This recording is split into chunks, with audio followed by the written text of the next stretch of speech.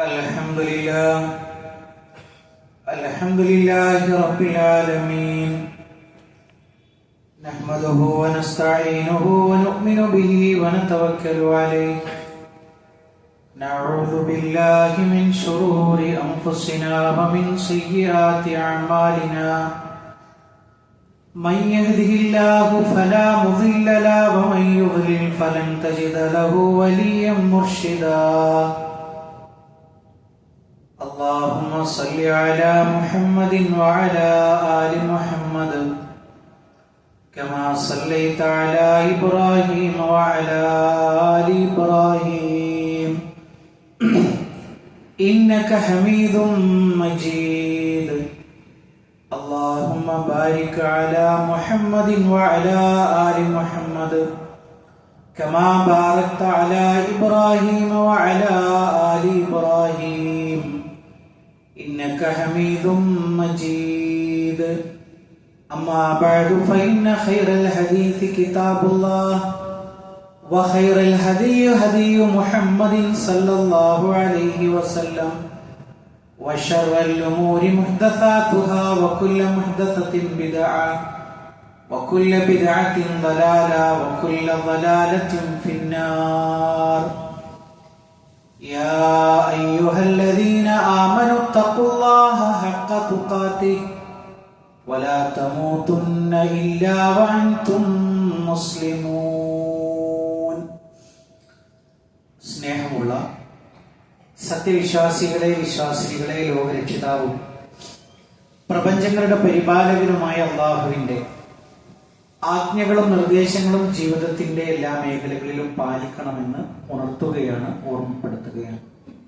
റഹ്മാനായ റബ്ബ് നമ്മുടെ കൂടി ചേരൻ ഉഖ്റവിയായ ലോകത്തേറെ നന്മകൾ ലഭിക്കുന്ന അമലുകളിൽ ഉൾപ്പെടുത്തി അനുഗ്രഹിക്കുമാറാകട്ടെ.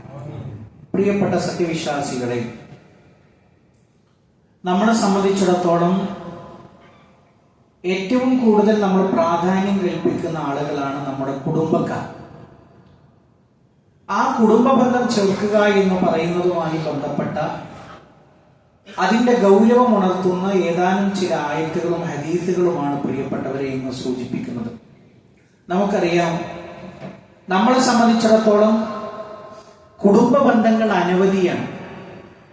നമ്മുടെ ജീവിതത്തിലേക്ക് പ്രധാനമായും കടന്നു വരുന്ന ബന്ധങ്ങൾ എന്ന് പറയുന്നത് നമ്മുടെ ഉമ്മ വഴിക്കുള്ള കുടുംബങ്ങൾ, അതോടൊപ്പം നമ്മുടെ ഉപ്പ വഴിക്കുള്ള കുടുംബങ്ങൾ, അതേപോലെ തന്നെ നമ്മുടെ ഭാര്യ വഴിയുള്ള കുടുംബ ബന്ധങ്ങൾ, അതേപോലെ തന്നെ നമ്മൾ വിവാഹിതരായി കഴിഞ്ഞാൽ അല്ലെങ്കിൽ വിവാഹം കഴിച്ചു കൊടുത്ത മക്കളും, അതേപോലെ തന്നെ അങ്ങനെയുള്ള ബന്ധങ്ങൾ ഒരുപാടാണ് നമ്മുടെയൊക്കെ ജീവിതത്തിൽ. ഇവിടെ പരമപ്രധാനമായും നമ്മൾ പാലിക്കേണ്ടുന്ന ചില മര്യാദകളെ കുറിച്ചാണ് പറയുന്നത്. നമ്മൾ ആലോചിച്ചു, യഥാർത്ഥത്തിൽ എന്താണ് കുടുംബ ബന്ധം ചേർക്കുക എന്ന് പറഞ്ഞാൽ? അവരിങ്ങോട്ട് വരുന്നു, നമ്മളും അങ്ങോട്ട് ചെല്ലുന്നു. അവർ രോഗിയാകുമ്പോൾ നമ്മൾ പോയി കാണുന്നു, നമ്മൾ രോഗിയാകുമ്പോൾ അവരും നമ്മളെ തിരിച്ചു വന്ന് കാണുന്നു. അപ്പൊ യഥാർത്ഥത്തിൽ ഇതിന് ഹദീസിന്റെ ഒരു വാചകം എടുത്ത് പറയുകയാണെങ്കിൽ അൽ മുഖാഫഅത്ത് നാം പറയാം. എന്താ അങ്ങനെ പറഞ്ഞാൽ? അത് പരസ്പരമുള്ള ഒരു പ്രത്യുപകാരമാണ്. അയാൾ ഇങ്ങോട്ടും വന്നു, ഞാൻ അങ്ങോട്ടും പോയി. ഞാൻ ആശുപത്രിയിലായപ്പോ, എന്റെ മകൾ ആശുപത്രിയിലായപ്പോ അവര് വന്നു, അവരുടെ മക്കൾ ആശുപത്രിയിലായപ്പോ ഞങ്ങളും പോയി. അതൊരു പകരത്തിനു പകരമാണ്. എന്നാൽ പ്രവാചകൻ സല്ലല്ലാഹു അലൈഹി വസല്ലം യഥാർത്ഥത്തിലുള്ള കുടുംബ ബന്ധം ചേർക്കുക എന്ന് പറയുന്നത് എന്താണ്? അതിന് വളരെ വ്യക്തമായ വിശദീകരണം നൽകി.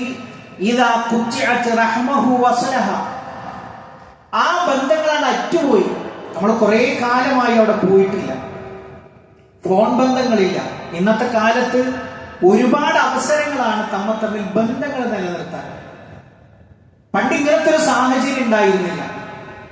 ആ സാഹചര്യം ഇല്ലാത്ത സമയത്ത് തന്നെ ഒരുപാട് ആളുകൾ നമ്മൾ എത്രയായി കണ്ടിട്ട്, അല്ലെങ്കിൽ പെരുന്നാളുകളാകുമ്പോ, ഈദുകളാകുമ്പോ തമ്മിൽ ദീർഘമായി യാത്ര ചെയ്തിട്ടാണെങ്കിലും ബന്ധങ്ങൾ നിലനിർത്താറുണ്ട്. ഇന്ന് കാണാനും അടുത്ത് സംസാരിക്കാനും ഒക്കെ എമ്പാടും സൗകര്യങ്ങളുണ്ട്. പക്ഷെ എന്നിരുന്നാൽ പോലും അങ്ങനെയുള്ള ഒരു അവസരങ്ങൾ പരമാവധി നമ്മൾ പ്രയോജനപ്പെടുത്തുന്നുണ്ടോ എന്നുള്ളത് പ്രിയപ്പെട്ടവരെ വളരെ ഗൗരവമായി നമ്മൾ ആലോചിക്കേണ്ടതുണ്ട്. നമ്മളോട് ഇങ്ങോട്ട് ബന്ധം പുലർത്തുന്നവരെ അങ്ങോട്ട് ബന്ധം പുലർത്തുക എന്നുള്ളത് അത് കുടുംബ ബന്ധം ചേർക്കലാണെങ്കിലും യഥാർത്ഥത്തിൽ ഇസ്ലാം ആഗ്രഹിക്കുന്ന ഒരു കാര്യം എന്താണ്? നമ്മളോട് യഥാർത്ഥത്തിൽ ബന്ധമില്ലാതെ നിൽക്കുന്ന ആളുകളെ തെരഞ്ഞു പിടിച്ചു പോയി അങ്ങോട്ട് നമ്മൾ ബന്ധം ചേർക്കുക എന്നുള്ളതാണ് ഇസ്ലാമിന്റെ കാഴ്ചപ്പാട് പ്രകാരം കുടുംബ ബന്ധം ചേർക്കുക എന്ന് പറയുന്നത്.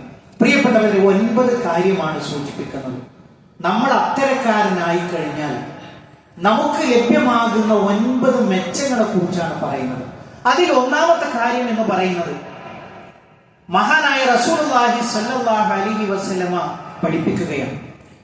അനസ് റളിയല്ലാഹു അൻഹു, അനസ് റളിയല്ലാഹു അൻഹു ആണ് ഹദീസ് റിപ്പോർട്ട് ചെയ്യുന്നത്. അന്ന റസൂലുള്ളാഹി സ്വല്ലല്ലാഹു അലൈഹി വസല്ലമ ഖാൽ, അല്ലാഹുവിന്റെ റസൂൽ സ്വല്ലല്ലാഹു അലൈഹി വസല്ലമ പറയുകയാണ്, മൻ അഹബ്ബ അൻ യുബ്സത ലഹു ഫീ റിസ്ഖിഹി, ഒരാളുടെ ഉപജീവനം വിശാലമാകുന്നത് ഒരാൾക്ക് ഇഷ്ടമാണോ? തന്റെ മഈശത്ത് വിശാലമാകണം, തന്റെ വരുമാനം വർദ്ധിക്കണം, അതേപോലെ തന്നെ തന്റെ സൗകര്യങ്ങൾ വർദ്ധിക്കണം. അങ്ങനെ ഒരാൾ ഇഷ്ടപ്പെടുന്നുവെങ്കിൽ തീർന്നില്ല, അവന് ധാരാളമായി അല്ലാഹു ആയുസ് നൽകണമെന്ന് ഒരാൾ കൊതിക്കുന്നുവെങ്കിൽ, 2 കാര്യത്തിൽ ഒരാൾക്ക് താല്പര്യമുണ്ടെങ്കിൽ അയാൾ ചെയ്യേണ്ടത് ഇതാണ്: ഫൽയസിൽ റഹിമഹു, അവന്റെ കുടുംബ ബന്ധങ്ങൾ അവൻ ചേർക്കട്ടെ. പ്രിയപ്പെട്ടവരെ, നിർബന്ധമായും നമ്മൾ ചെല്ലേണ്ടുന്ന ചില ഇടങ്ങളുണ്ട്. ആ ഇടങ്ങളിലേക്ക് പോലും നമ്മൾ എത്തിപ്പെടാത്ത ഒരു കാലഘട്ടത്തിലാണ് ജീവിച്ചുകൊണ്ടിരിക്കുന്നത്. നമ്മൾ നിർബന്ധമായും നമ്മളുടെ അടുത്ത ചേർച്ച ബന്ധക്കാർ, രക്തബന്ധക്കാരായ ആളുകളിലേക്ക് പോലും എത്തിപ്പെടാത്ത ഒരു കാലഘട്ടത്തിൽ അള്ളാഹുവിന്റെ റസൂൽ സല്ലല്ലാഹു അലൈഹി വസല്ലം പറയും, നിങ്ങൾക്ക് മഈശത്ത് അല്ലാഹു അത് വിശാലമാക്കി തരും, നിങ്ങളുടെ ആയുസ്സിൽ അല്ലാഹു വർധനവ് തരും. നിങ്ങൾ എന്ത് ചെയ്താൽ മതി? കുടുംബ ബന്ധം പുലർത്തിയാൽ മതി. രണ്ടാമത്തെ കാര്യം, പ്രവാചകൻ സല്ലല്ലാഹു അലൈഹി വസല്ലം പഠിപ്പിക്കുകയാണ്. എന്താണെന്നറിയോ? പ്രവാചകൻ സല്ലല്ലാഹു അലൈഹി വസല്ലം മദീനത്തേക്ക് വരും. അപ്പൊ ആദ്യമായി യാത്ര ചെയ്ത് ദിവസങ്ങളോളം യാത്ര ചെയ്ത് മദീനയിൽ വന്നു. അങ്ങനെ നമുക്കറിയാം, ഖുബാ പള്ളിയാണ് പ്രവാചകൻ ആദ്യമായിട്ട് ഉണ്ടാക്കിയിട്ടുള്ളത്. നമ്മളൊക്കെ അവിടെ വിസിറ്റ് ചെയ്യുന്നെങ്കിൽ ശ്രദ്ധിക്കണം, ഖുബാ പള്ളിയിലെ 2 റക്അത്ത് നിസ്കാരത്തിന് ഉംറയുടെ കൂലിയുണ്ട്. പ്രവാചകൻ സ്വന്തം കൈകളെ കൊണ്ട് കല്ല് പെറുക്കി ഉണ്ടാക്കിയ ആദ്യത്തെ പള്ളിയാണ് ഖുബാ പള്ളി എന്ന് പറയുന്നത്. അങ്ങനെ ഖുബാ പള്ളിയിൽ പള്ളി ഉണ്ടാക്കി 3 ദിവസം കഴിഞ്ഞാണ് പ്രവാചകൻ സല്ലല്ലാഹു അലൈഹി വസല്ലം മദീനത്തേക്ക് വരുന്നത്. അന്ന് മദീന ആകെ പ്രകാശപൂരിതമായി, ആപാലവൃദ്ധം ജനങ്ങളും തെരുവോരങ്ങളിൽ പ്രവാചകനെ കാണാൻ വേണ്ടി, ഒരു നോക്ക് കാണാൻ വേണ്ടി കാത്തു നിൽക്കുകയാണ്. വിശദമായ വിവരങ്ങളൊക്കെ നമ്മൾ മനസ്സിലാക്കിയിട്ടുണ്ട്. ഓരോ സഹാബിയും അവരവന്റെ വീടെത്തുമ്പോൾ പ്രവാചകന്റെ ഒട്ടകത്തിന്റെ കയറ് തങ്ങളുടെ വീട്ടിലേക്ക്, കാരണം പ്രവാചകന് വീടില്ല, അപ്പൊ പ്രവാചകൻ ഒരു വീടാകുന്നത് വരെ ഞങ്ങളുടെ വീട്ടിൽ കഴിയട്ടെ എന്ന് കൊതിച്ചുകൊണ്ട് എന്ത് ചെയ്യുന്നു? ഒട്ടകത്തിന്റെ ജീനി പിടിച്ചു വലിക്കുന്നു, കയറ് പിടിച്ചു വലിക്കുന്നു. അവസാനം പ്രവാചകൻ സല്ലല്ലാഹു അലൈഹി വസല്ലം പറഞ്ഞു, അതിന് കൽപ്പന കിട്ടിയിട്ടുണ്ട്, എവിടെയാണ് മുട്ടുകുത്തേണ്ടത് എന്ന് ആ ഒട്ടകത്തിന് കൽപ്പന. നിങ്ങൾ ആരും എന്ത് ചെയ്യണ്ട, അതിനെ പിടിച്ചു വലിക്കേണ്ടതില്ല. അങ്ങനെ എല്ലാവരും വീടിന്റെ ഭാഗങ്ങളിലും അവരുടെ അതിരുകളിലും ഒക്കെ പ്രവാചകൻ ഒരു നോക്ക് കാണാൻ വേണ്ടി കാത്തു നിൽക്കുകയാണ്. അപ്പൊ അവിടെ നമ്മൾ കാണുന്ന ഒരു കാഴ്ചയുണ്ട്. അബ്ദുല്ലാഹി ഇബ്നു സലാം എന്ന് പറയുന്ന ഒരു ജൂതനായ ഒരു പണ്ഡിതൻ, അദ്ദേഹം ഇസ്ലാം ആകുന്നുണ്ട്. അദ്ദേഹവും ഒരു നോക്ക്, ആരാണ് ഈ പ്രവാചകൻ എന്ന് കാണാൻ വേണ്ടി അദ്ദേഹവും വരിക. ഒരു നോക്ക് കാണുക മാത്രം. അങ്ങനെ ഉണ്ടാവുമല്ലോ, നാട്ടിലൊരു വിശേഷപ്പെട്ട ഒരു കാര്യം നടക്കും, നമ്മളൊക്കെ അതിലൊന്ന് പോയിട്ട് നോക്കും എന്താ സംഭവം എന്നുള്ളത്. അപ്പൊ പ്രവാചകൻ സല്ലല്ലാഹു അലൈഹി വസല്ലം വരുന്നത് കാണാൻ വേണ്ടി ഈ അബ്ദുല്ലാഹി ഇബ്നു സലാം എന്ന് പറയുന്ന ജൂതനായ വ്യക്തി ചെല്ലുകയാണ്. അങ്ങനെ ചെന്നിട്ട് ആഗ്രഹം എന്താ? ഒരു നോക്ക് കാണണം. അങ്ങനെ പ്രവാചകൻ സല്ലല്ലാഹു അലൈഹി വസല്ലം വരികയാണ്. അങ്ങനെ അദ്ദേഹത്തിന്റെ മുഖം കണ്ടു, അല്ലാഹുവിന്റെ റസൂൽ സല്ലല്ലാഹു അലൈഹി വസല്ലമയുടെ വജ്ഹ് കണ്ടു, മുഖം കണ്ടു. എന്തൊരു സുന്ദരമാണ്! അറഫ്തു അന്ന വജ്ഹഹു ലൈസ ബിവജ്ഹിൻ കദ്ദാബ്, ഒരു കള്ളം പറയുന്ന വ്യക്തിയുടെ മുഖഛായയല്ല, ഇതൊരു പ്രശോഭിതമായ മുഖം. അങ്ങനെ പ്രവാചകൻ സല്ലല്ലാഹു അലൈഹി വസല്ലം ഒന്ന് സംസാരിക്കുന്നത് കേൾക്കാൻ മുഖം കണ്ടു. ഇനി ഒന്ന് വർത്തമാനം പറയുന്നത് കേൾക്കണം. അതിനാണ് കാത്തു നിൽക്കുന്നത്. അങ്ങനെ ഫകാന അവ്വലു ഷൈഇൻ സമിഅ്തുഹു തകല്ലമ ബിഹി, കാത് കൂർപ്പിച്ചിട്ടാ ജനങ്ങൾ നിൽക്കുന്നത്. അങ്ങനെ ഉണ്ടല്ലോ, ഒരു നേതാവ് വന്നു, അദ്ദേഹം ഇറങ്ങിയിട്ട് ആളുകളെയൊക്കെ അഭിസംബോധന ചെയ്ത് ആളുകളെ കാത് കൂർപ്പിച്ച് നിൽക്കുന്നത് എന്താണ് ആദ്യമായിട്ട് പറയുന്നത് എന്ന് കേൾക്കാൻ വേണ്ടിയാണ്. അങ്ങനെ പ്രവാചകൻ സല്ലല്ലാഹു അലൈഹി വസല്ലമ തന്റെ ചുറ്റിലും കൂടിയ ആളുകളെ അഭിസംബോധന ചെയ്തുകൊണ്ട് പറയും. അപ്പൊ അവിടെ വളരെ കുറഞ്ഞ മുഅ്മിനീങ്ങളേ ഉള്ളൂ. ബാക്കിയൊക്കെയും എന്താണ്, ഇസ്ലാം എത്തിയിട്ടില്ലാത്ത ജനങ്ങളാണ്. പക്ഷെ പ്രവാചകൻ വരുന്നു എന്ന് അറിഞ്ഞപ്പോ ഒരു നോക്ക് കാണാൻ വേണ്ടി വന്നതാണ്. പ്രവാചകൻ പറയുന്നു, യാ അയ്യുഹന്നാസ്, ഓ ജനങ്ങളെ, അഫ്ശുസ്സലാം, സലാം പറയുന്നതിന് നിങ്ങൾ വ്യാപിപ്പിക്കണേ. വഅത്ഇമുത്ത്അം, നിങ്ങൾ ഭക്ഷണം കഴിക്കാൻ നിങ്ങൾ കൊടുക്കണേ. വസിലുൽ അർഹാം, കുടുംബ ബന്ധം നിങ്ങൾ ചേർക്കണേ. വസല്ലൂ ബില്ലൈലി വന്നാസു നിയാം, ജനങ്ങളെല്ലാവരും നൗമിലാകുമ്പോ, ഉറങ്ങിക്കിടക്കുമ്പോ നിങ്ങൾ എഴുന്നേറ്റ് നിന്നുകൊണ്ട് നിസ്കരിക്കണേ. തദ്ഖുലുൽ ജന്നത ബിസലാം, ആരീ പറഞ്ഞ കാര്യങ്ങൾ പാലിക്കുന്നുവോ സമാധാനത്തോടു കൂടി അവന് സ്വർഗത്തിൽ പ്രവേശിക്കാം. അദ്ദേഹത്തിന് മനസ്സ് നിറഞ്ഞുപോയി എന്നാണ് ഇതിന്റെ ഒരു ഹദീസിന്റെ ബാക്കി ഭാഗത്ത് പറയുന്നു. അല്ലേ, എന്തൊരു വർത്തമാനാണ് പറയുന്നത്. നിങ്ങൾ അങ്ങോട്ടും ഇങ്ങോട്ടും തമ്മിൽ സമാധാനം പറയണം. സലാം പറയുക എന്ന് പറഞ്ഞതാണല്ലോ.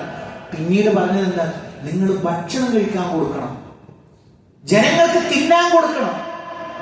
അതിലെ മുഅ്മിനെന്നോ കാഫിറെന്നോ വ്യത്യാസമില്ല, അതവിടെ പറഞ്ഞിട്ടില്ല. നിങ്ങൾ ജനങ്ങൾക്ക് വിശക്കുന്നവരും വിശപ്പ് നിങ്ങൾ അടക്കണം. പിന്നെ പറഞ്ഞത് എന്താണ്, പിന്നെ പറഞ്ഞത് നിങ്ങൾ കുടുംബ ബന്ധം ചേർക്കണം. നിങ്ങളുടെ ചാർച്ച ബന്ധങ്ങൾ, രക്തബന്ധങ്ങൾ നിങ്ങൾ ചേർക്കണം.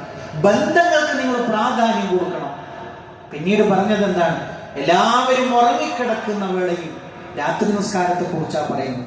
നിങ്ങൾ എഴുന്നേറ്റ് നിന്ന് നിസ്കരിക്കണം.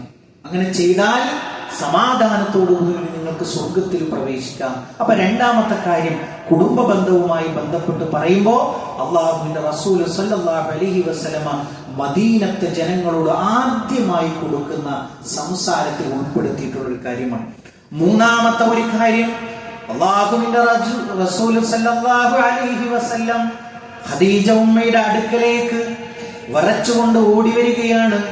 സമ്മിലൂനി സമ്മിലൂനി, ഓ ഖദീജ, എന്നൊന്ന് പുതപ്പിട്ട് മൂടൂ, എനിക്ക് ഭയപ്പാട് നീങ്ങുന്നത് വരെ എന്നൊന്ന് പുതപ്പിനുള്ളിലാക്കൂ. അങ്ങനെ പ്രവാചകനെ തൊട്ട് പേടി പോകുന്നത് വരെ ജിബ്രീൽ അലൈഹിസ്സലാമെ ആദ്യമായിട്ട് കണ്ടപ്പോ ജിബ്രീൽ അലൈഹിസ്സലാം ആലിംഗനം ചെയ്തു. എന്നിട്ട് പറഞ്ഞു, ഇഖ്റ. പ്രവാചകൻ സല്ലല്ലാഹു അലൈഹി വസല്ലം പറഞ്ഞു, മാ അന ബിഖാരി, എനിക്ക് എഴുതാൻ അറിയില്ല. പ്രിയപ്പെട്ടവരെ, എന്തൊരു വലിയൊരു അത്ഭുതമാണ് അല്ലേ. എഴുത്തും വായനയും അറിയാത്ത ഹബീബായ റസൂലുള്ളാഹി സ്വല്ലല്ലാഹു അലൈഹി വസല്ലമക്ക് ഇറക്കി കിട്ടിയ ഗ്രന്ഥമാണ് ഖുർആൻ. എഴുതാനും വായിക്കാനും അറിയില്ല. ആ പ്രവാചകനാണ് ലോകത്തോട് ഖുർആൻ ഓതി കൊടുത്തത്.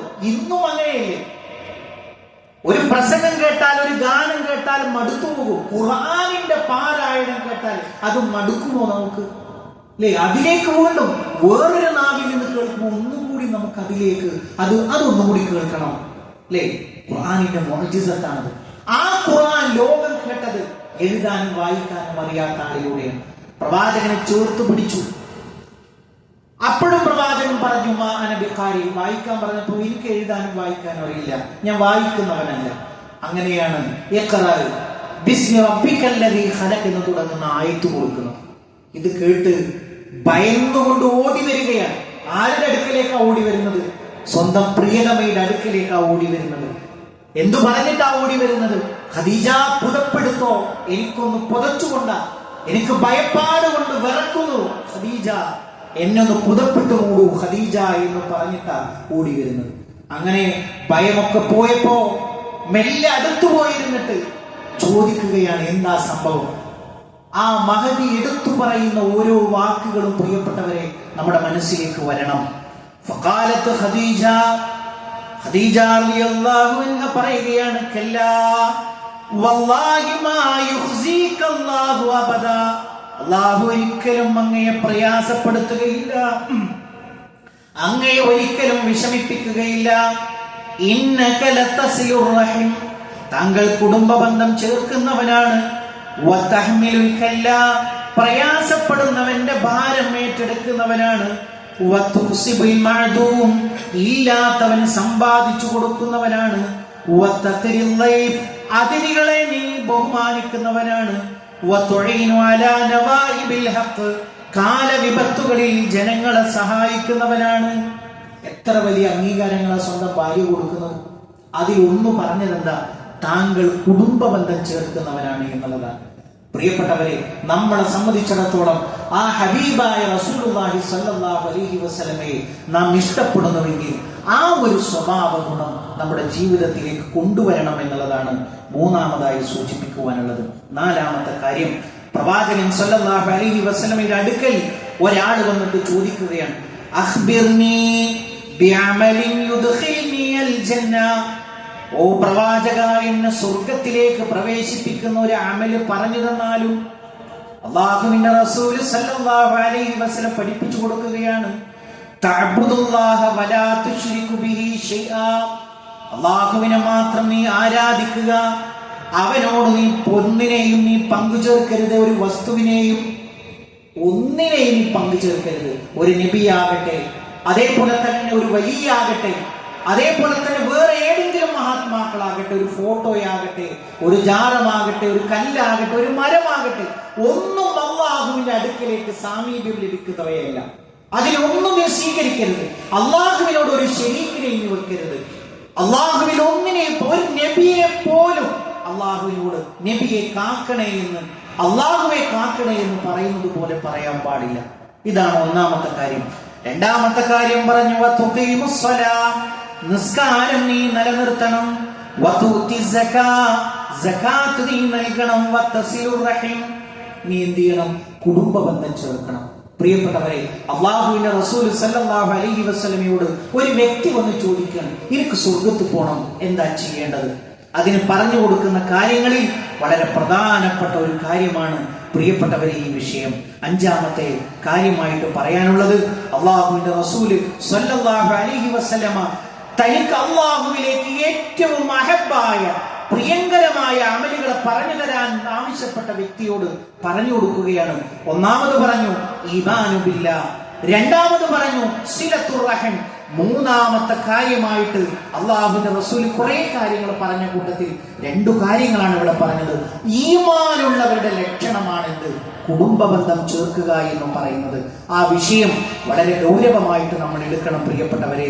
അതുമാത്രമല്ല, ഒരിക്കൽ അല്ലാഹുവിന്റെ റസൂൽ സല്ലല്ലാഹു അലൈഹി വസല്ലമയോട് ഒരു വ്യക്തി വന്ന് പരാതി പറയാൻ, അല്ലാഹുവിന്റെ റസൂലെ, എന്നോട് ബന്ധം വിച്ഛേദിക്കുന്ന ആളോട് ഞാൻ വീണ്ടും ചെന്നു. ഇപ്പൊ ചില കാഴ്ചകളൊക്കെ കാണാൻ കഴിയും നമുക്ക്. ചില ജ്യേഷ്ഠനും അനുജനും തമ്മിൽ തെറ്റാണ്. അങ്ങനെ അനുജനോടും ജ്യേഷ്ഠനോടും പറഞ്ഞു, ബന്ധമുള്ളവരൊക്കെ പറഞ്ഞു, നിങ്ങൾ സലാം പറയണം, എല്ലാവരും മരണപ്പെട്ടു പോകേണ്ടുന്ന ആൾക്കാരല്ലേ.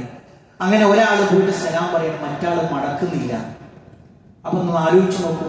ഇതൊക്കെ നമ്മുടെ നാട്ടിൽ നടക്കുന്ന വിഷയങ്ങളാണ് പ്രിയപ്പെട്ടവരെ. ഇതൊന്നും വേറെ ഭാഗത്തേക്ക് പോകേണ്ടതിനേക്കാൾ വാപ്പയും മക്കളും തമ്മിൽ, ജ്യേഷ്ഠനും അനുജനും തമ്മിൽ, അല്ലെങ്കിൽ അനുജനും അല്ലെങ്കിൽ സഹോദരങ്ങളും സഹോദരിയും തമ്മിൽ നമ്മളൊക്കെ എത്ര ഗൗരവത്തിൽ ആലോചിക്കേണ്ട കാര്യം. അല്ലാഹുവിന്റെ റസൂലിനോട് പരാതി പറയണം. എന്താ പരാതി?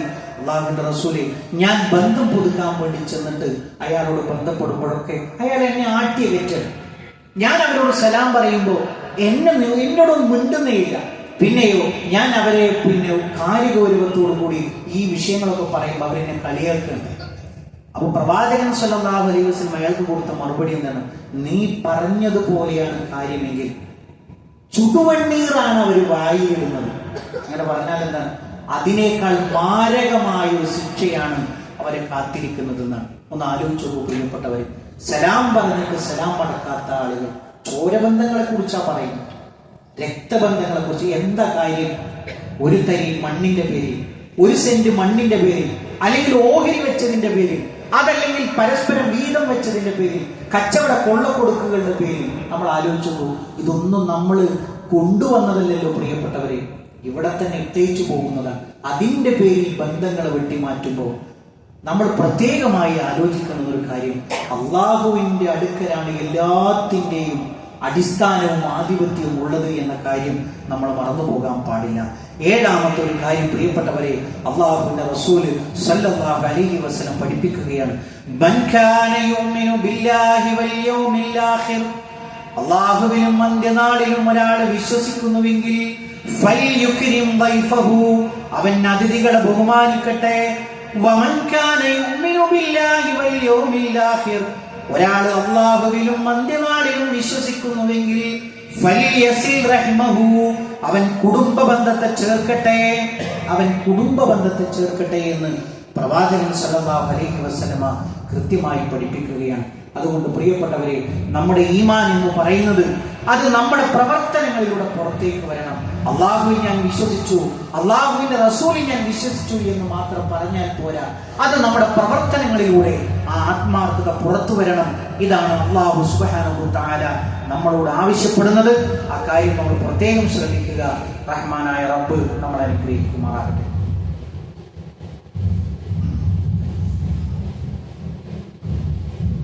അൽഹംദുലില്ലാഹി റബ്ബിൽ ആലമീൻ വസ്സലാത്തു വസ്സലാമു അലാ റസൂലിൽ അമീൻ വഅലാ ആലിഹി വസഹ്ബിഹി അജ്മഈൻ. അമ്മാ ബഅദ്.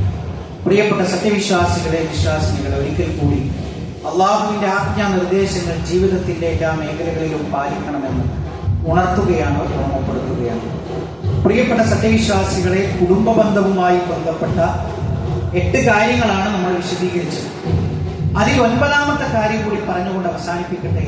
അല്ലാഹുവിന്റെ റസൂൽ സല്ലല്ലാഹു അലൈഹി വസല്ലമ പഠിപ്പിച്ചു തരികയാണ്, അസ്സദഖത്തു അലൽ മിസ്കീനി സ്വദഖ, ഒരു മിസ്കീനായ വ്യക്തിക്ക് നൽകുന്ന സ്വദഖ അത് അല്ലാഹുവിന് ഏറെ പ്രിയപ്പെട്ടതാണ്. ആരാണ് മിസ്കീൻ എന്ന് പറഞ്ഞാൽ നമ്മളൊക്കെ പരിഗണിക്കേണ്ടുന്ന ഒരു വിഷയമാണ്. ചിലപ്പോൾ 2 നില വീടുണ്ടാകും, ആ വീട് ഒരു പെയിന്റ് അടിക്കാൻ പോലും അദ്ദേഹത്തിന് കഴിവുണ്ടാവില്ല. നല്ല വേഷവിധാനത്തിലായിരിക്കും അയാൾ പുറത്തിറങ്ങുക, അഭിമാനിയാണ്, പക്ഷേ ഭക്ഷണം കഴിക്കാൻ അയാൾക്കുണ്ടാവില്ല. ഈ ആളുകൾക്ക് ഇസ്ലാമിന്റെ പേരാണ് മിസ്കീൻ എന്ന് പറയുന്നത്. ഈ ആളുകളെ നമ്മൾ അടുത്തറിയുക എന്നുള്ളതാണ് ഏറ്റവും പരമപ്രധാനം. രോഗം കൊണ്ട് കഷ്ടപ്പെട്ടാൽ പോലും ഒരു മനുഷ്യനോട് തന്റെ ആവലാതി പറയാൻ അഭിമാനം സമ്മതിക്കാത്ത ആൾക്ക് ഇട്ട പേരാണ് മിസ്കീൻ എന്ന് പറയുന്നത്. ഏത് ദാനധർമ്മത്തെ കുറിച്ച് പറയുമ്പോഴും മിസ്കീനും ഫക്കീറും ഉണ്ട്. മിസ്കീനും ഫക്കീറും തമ്മിലുള്ള വ്യത്യാസം എന്താണ്? ഫക്കീർ എന്ന് പറഞ്ഞാൽ തന്റെ വെല്ലായ്മ വേറൊരാളോട് പറഞ്ഞ് അതിനൊരു പരിഹാരം തേടും. എനിക്ക് പൈസ ഇല്ല, ഒരു 500 രൂപ കൊണ്ട ആശുപത്രി പോണ, ഒരു 1000 കൊണ്ട.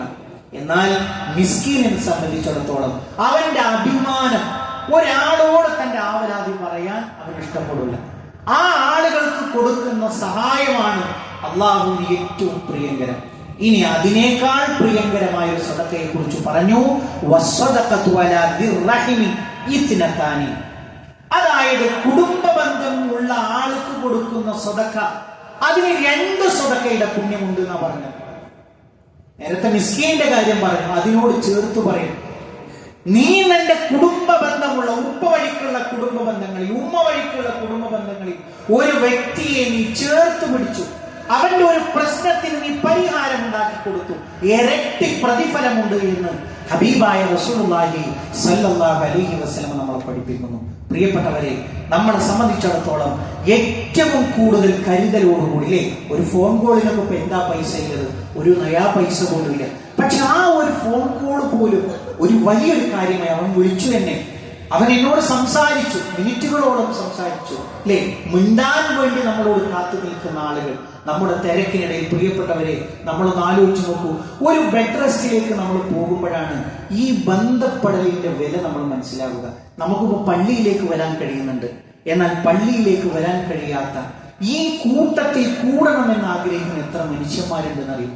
അള്ളാഹു എല്ലാവർക്കും ആഫിയത്തോടുകൂടിയുള്ള ജീവിതം പ്രദാനം ചെയ്യുമാറാവട്ടെ. പ്രിയപ്പെട്ടവരെ, നമ്മളും ആ ഒരു സ്റ്റേജിൽ എത്തുമ്പോഴാണ് അള്ളാഹുവിന്റെ ആഫിയത്തിന് ഒരാൾ വന്ന് എന്നോടൊരു അല്പനേരം മിണ്ടിയിരുന്നെങ്കിൽ. നമ്മളൊക്കെ അങ്ങനെയാണ്. നമ്മൾ മിക്കവാറും സമയം നമ്മൾ പുറത്താണ്, ആളുകളോട് സംസാരിച്ച് കുശലാന്വേഷണം നടത്തി അതെല്ലാം മാറ്റിവെച്ച് ബെഡിൽ തന്നെ കഴിയേണ്ടി വരുന്ന ഒരു സന്ദർഭത്തിൽ ഒരു മനുഷ്യൻ വന്ന് നമ്മളോട് വർത്തമാനം പറയുന്നതാണ് ഏറ്റവും വലിയ സന്തോഷം എന്ന് പറയുന്നത്. അതുകൊണ്ട് പ്രിയപ്പെട്ടവരെ, ബന്ധങ്ങളെ ചേർക്കാൻ നമ്മൾ അവസരങ്ങളെ നമ്മൾ കാത്തു നിൽക്കാതെ സമയമുണ്ടാക്കി നമ്മൾ ചെയ്യാൻ നമ്മൾ ശ്രദ്ധിക്കുക. റഹ്മാനായ റബ്ബ് ഇരു ലോകത്തും വിജയം വരിക്കുന്ന മുഅ്മിനീങ്ങളിൽ മുത്തഖീങ്ങളിൽ നമ്മളെ എല്ലാവരെയും ഉൾപ്പെടുത്തി അനുഗ്രഹിക്കുമാറാകട്ടെ. ഇതേപോലെ അവരുടെ ജന്നാത്തുൽ ഫിർദൗസിൽ ഒരുമിച്ചിരിക്കാനുള്ള ഭാഗ്യം നൽകി അള്ളാഹുവെ ഞങ്ങളെ എല്ലാവരെയും നീ തൗഫീഖ് നൽകി അനുഗ്രഹിക്കണമേ റഹ്മാനെ. അള്ളാഹുവെ ഞങ്ങളുടെ കൂട്ടത്തിൽ രോഗങ്ങളെ കൊണ്ട് വേദനകളെ കൊണ്ട് കഷ്ടപ്പെടുന്ന ഒട്ടനവധി ആളുകളുണ്ട്. അള്ളാഹുവെ എല്ലാവർക്കും മാനസികവും ശാരീരികവുമായ ശിഫ നീ പ്രദാനം ചെയ്യണമേ റഹ്മാനെ. അള്ളാഹുവെ ഞങ്ങളുടെ കുടുംബ ജീവിതത്തിൽ സന്തോഷത്തെ നീ പ്രദാനം ചെയ്യണമേ റഹ്മാനെ. അള്ളാഹുവെ സ്വാലിഹായ മക്കളെ ഞങ്ങൾക്ക് നീ പ്രദാനം ചെയ്യണമേ റഹ്മാനെ. അള്ളാഹുവെ ഞങ്ങളുടെ ഇണകളിൽ കൺകുളിർമയിൽ നീ പ്രദാനം ചെയ്യണമേ റഹ്മാനെ. അള്ളാഹുവെ ഞങ്ങളുടെ മാതാപിതാക്കൾക്ക് നീ പുറത്തു കൊടുക്കണമേ റഹ്മാനെ. اللهم اغفر للمؤمنين والمؤمنات والمسلمين والمسلمات الأحياء منهم والأموات إنك مجيب الدعوات يا قاضي الحاجات. اللهم أجرنا من النار، اللهم أجرنا من النار. اللهم ربنا تقبل منا إنك أنت السميع العليم وتب علينا إنك أنت التواب الرحيم. آمين آمين برحمتك يا أرحم الراحمين. اللهم صل على محمد.